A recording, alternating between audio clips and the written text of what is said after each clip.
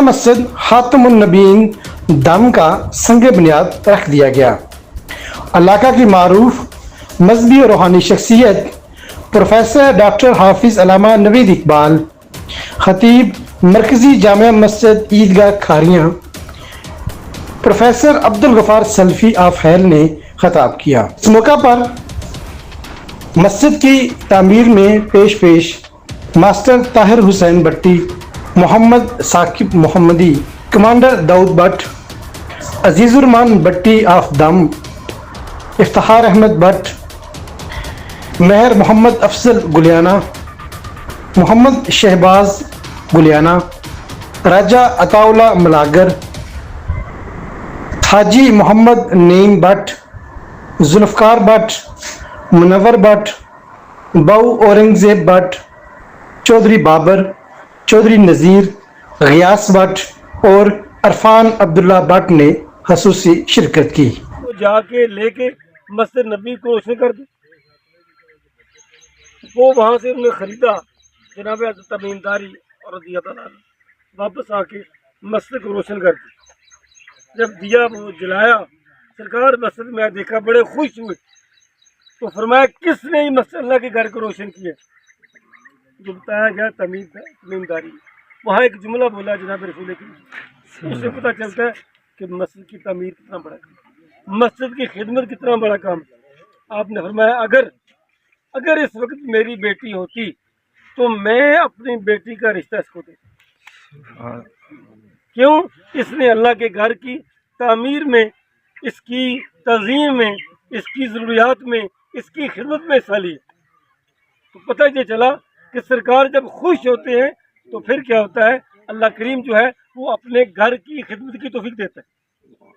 تو کوئی اس میں شک نہیں ہے کہ سب سے بڑے حدیث پاک میں ہے کہ آسمان سے جب فرشتے نیچے زمین پہ دیکھتے ہیں تو وہ جگہ جہاں اللہ کا گھر مسجد ہوتی ہے وہ چمکتی ہوئی نظر آتی ہے۔ تو بہرحال یہ خوش بختی ہے انسان کی کہ اگر کسی بندے کو اللہ کریم جو ہے وہ یہ توفیق دیتا ہے۔ اور میں یہ سمجھتا ہوں، میں نے اس جنازے میں بات کی تھی اس دن، کہ جو بندہ اللہ کا گھر تعمیر کرتا ہے گویا اور حصہ لیتا ہے، اس نے اپنا آخرت کا اکاؤنٹ کھول دیا۔ یہ اپنی آخرت کا ثاقب صاحب نے اکاؤنٹ کھول دیا، ماسٹر طاہر سب احباب نے مل کے، یہ میں سمجھتا ہوں آخرت کا اکاؤنٹ کھول دیا ہے۔ جب تک مسجد آباد رہے گی قیامت تک جو ہے وہ مسجد بنانے والوں کو ثواب پہنچتا ہے۔ یہ وہ اکاؤنٹ ہے جو دنیا میں بھی کام آئے گا، قبر میں بھی کام آئے گا اور حشر میں بھی کام۔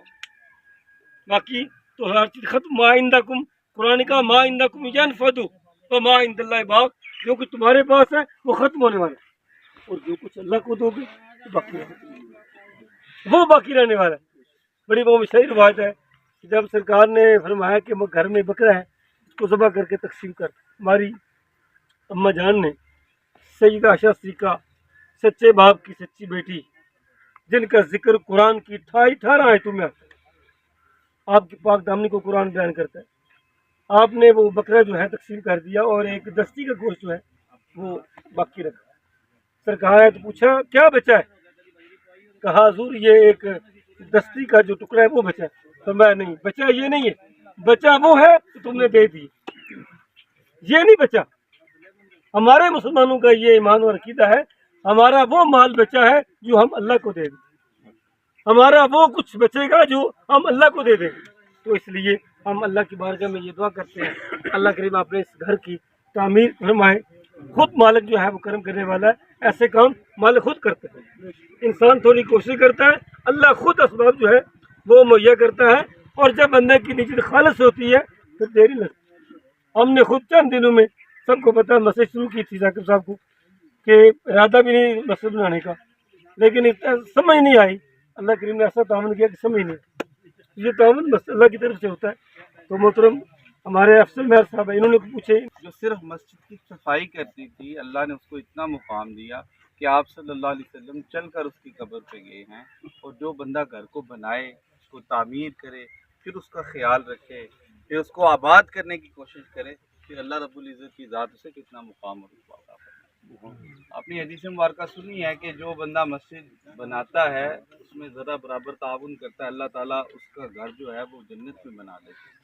ایک حدیث مبارکہ آپ صلی اللہ علیہ وسلم کی اس انداز سے آپ نے فرمایا جو دنیا میں مسجد بنائے اور پھر آپ نے اس کا سیمپل بتایا کہ ایک گھونسلے کے برابر بھی بنائے گا نا، یعنی کہ ضروری نہیں ہے کہ میں 2-3 لاکھ روپیہ دوں گا تو پھر ہی میرا حصہ پڑے گا، نہیں، میں ایک اینٹ اگر اللہ کی رضا کے لیے دے دوں گا تو اللہ تعالیٰ مجھے بھی اجر عطا فرمائے گا۔ آپ نے فرمایا اگر گھونسلے کے برابر بھی ایک گھر تعمیر کرتا ہے تو اللہ تعالیٰ اس کا گھر بھی جنت کے اندر بنا دیں گے۔ ہم تو ماشاءاللہ اللہ کی توفیق سے ایک پورا گھر تعمیر کرنے لگے ہیں، اللہ تعالیٰ ہمیں کتنا اجر عطا فرمائیں گے وہ رب العالمین ہی جانتا ہے۔ اخلاص کے ساتھ دیکھیں، مسجد کی جب بنیاد رکھی جاتی ہے تو سب سے پہلی چیز تقویٰ ہوتی ہے۔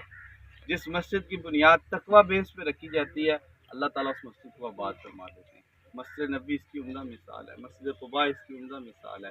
نبی کریم صلی اللہ علیہ وسلم نے جب ان کی بنیاد رکھی اور آج تک دیکھیں وہ کیسے آباد چل رہی ہے اور قیامت تک انشاءاللہ آباد رہے گی۔ تو ہمارا بھی مقصد یہی ہونا چاہیے کہ یہ جو اللہ کا گھر تعمیر ہم کر رہے ہیں یہ فقط تقوی کی بنیاد پر اور اللہ کی رضا کے لیے کر رہے ہیں، اس میں ہم کسی کو دکھانے کے لیے یا کسی سے مقابلہ کرنے کے لیے نہیں ہے، بلکہ ہمارا مقصد یہ ہے کہ